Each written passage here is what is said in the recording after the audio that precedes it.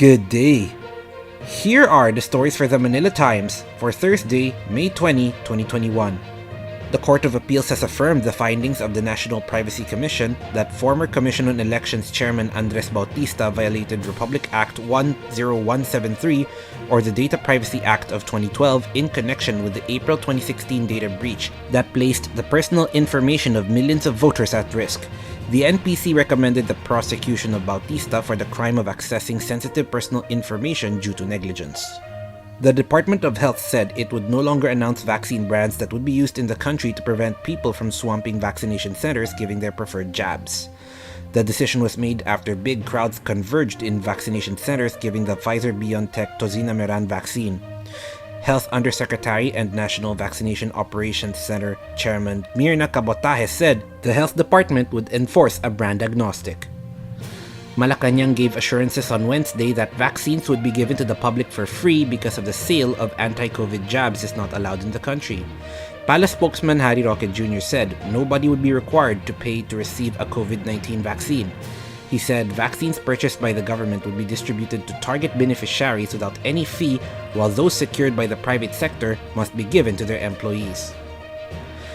The Octo Group reported that 3 cities, Cagayan de Oro, Davao, and Iloilo, registered sharp increases in the number of COVID-19 cases as the infection rate in the National Capital Region continues to decline.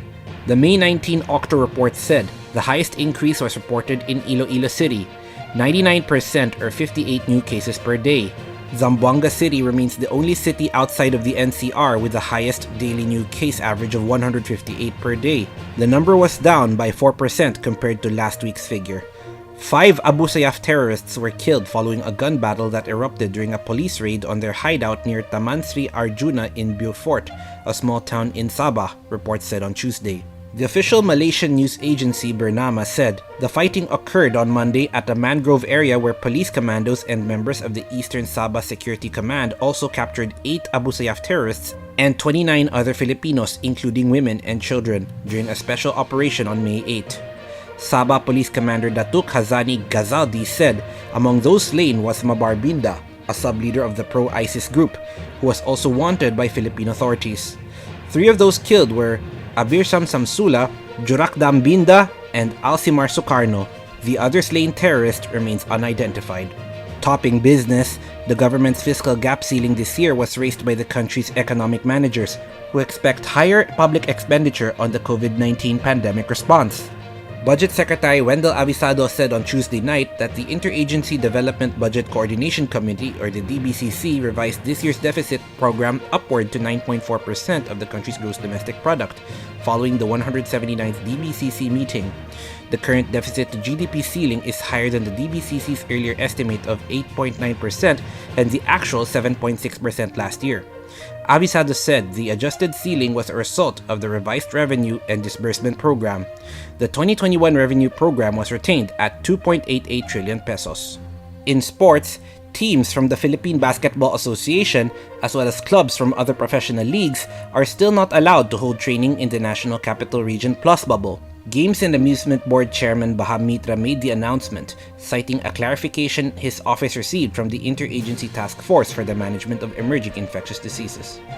Antonio Contreras, Yen Macabenta, and architect Felina Palafox Jr. are today's front-page columnists. Contreras talks about presidential gaslighting, Macabenta discusses about climate change activists fanning hysteria, while architect Palafox discusses the Philippines in 2050.